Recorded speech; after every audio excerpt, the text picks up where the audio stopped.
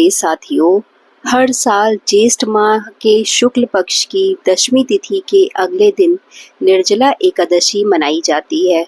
यह दिन जगत के पालनहार भगवान विष्णु को समर्पित होता है। इस दिन निर्जला उपवास रखा जाता है। आसान शब्दों में कहें तो निर्जला एकादशी के दिन साधक न जल ग्रहण करता है, न ही फलाहार करता है। साधक निर्जला एकादशी के दिन स्नान ध्यान करने के बाद भक्ति भाव से लक्ष्मी नारायण की पूजा करता है। धार्मिक मत है कि निर्जला एकादशी व्रत करने से साधक को मोक्ष की प्राप्ति होती है। साथ ही जाने अनजान में किए गए पाप नष्ट हो जाते हैं। इसके अलावा जन्म जन्मांतर में किए गए पाप भी नष्ट हो जाते हैं। तो चलिए बात करते हैं निर्जला एकादशी कब रखी जाएगी, कैसे पूजा करें, क्या खाएं क्या नहीं खाएं। वैसे तो ये निर्जला एकादशी है तो इसमें खाने का तो सवाल ही नहीं उठता है। तो निर्जला एकादशी 6 जून को रात 2:15 पर ज्येष्ठ माह के शुक्ल पक्ष की एकादशी की शुरुआत होगी। वही 7 जून को सुबह 4:47 पर ज्येष्ठ माह के शुक्ल पक्ष की एकादशी का समापन होगा।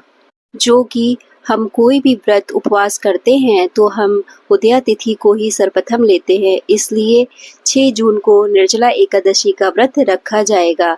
एकादशी व्रत का पारण द्वादशी के दिन किया जाता है। इसके लिए निर्जला एकादशी का पारण 7 जून को किया जाएगा। साधक 7 जून को दोपहर 1:44 से लेकर शाम 4:31 के मध्य पारण कर सकते हैं। इस समय गंगा जल युक्त पानी से स्नान करें। इसके बाद ही विधिवन लक्ष्मी नारायण जी की पूजा करें। पूजा समापन के बाद ही अन्न ग्रहण करना चाहिए। निर्जला एकादशी का रखने का भी बहुत बड़ा महत्व बताया गया है। इस व्रत का पुण्य फल सभी एकादशियों के से प्राप्त होने वाले फल के बराबर मिलता है। महाभारत काल में गदाधारी भीम भी ज्येष्ठ माह के शुक्ल पक्ष की एकादशी तिथि पर व्रत रखते थे। इसके लिए निर्जला एकादशी को भीमसेनी एकादशी भी कहा जाता है। इस व्रत की महिमा शास्त्रों में वर्णित है। निर्जला एकादशी के दिन लक्ष्मी नारायण जी की पूजा करने से मनवांछित फल की प्राप्ति होती है। और इसके साथ ही ब्रह्म मुहूर्त सुबह 4:02 से लेकर 4:42 तक रहेगा। विजय मुहूर्त की बात करें तो दोपहर 2:39 से लेकर 3:35 तक रहेगा। यही गौधुती मुहूर्त की बात करें तो शाम 7:16 से लेकर 7:36 तक रहेगा। निशिता मुहूर्त रात 12 बजे से 7 जून को रात 12:40 तक रखा जाएगा। एकादशी का व्रत रखने के लिए एकादशी के दिन सुबह उठकर स्नान ध्यान आदि करें। मंदिर में गंगा जल का छिड़काव करें। चौकी पर पीला कपड़ा बिछाकर भगवान विष्णु और देवी लक्ष्मी को विराजमान करें। घी का दीपक जलाकर आरती करें। श्री हरि के मंत्रों का जप और विष्णु चालीसा का पाठ करना चाहिए। व्रत कथा का पाठ करें। फल समेत आदि चीजों का भोग लगाएं और माता लक्ष्मी को सिंदूर जरूर अर्पण करें।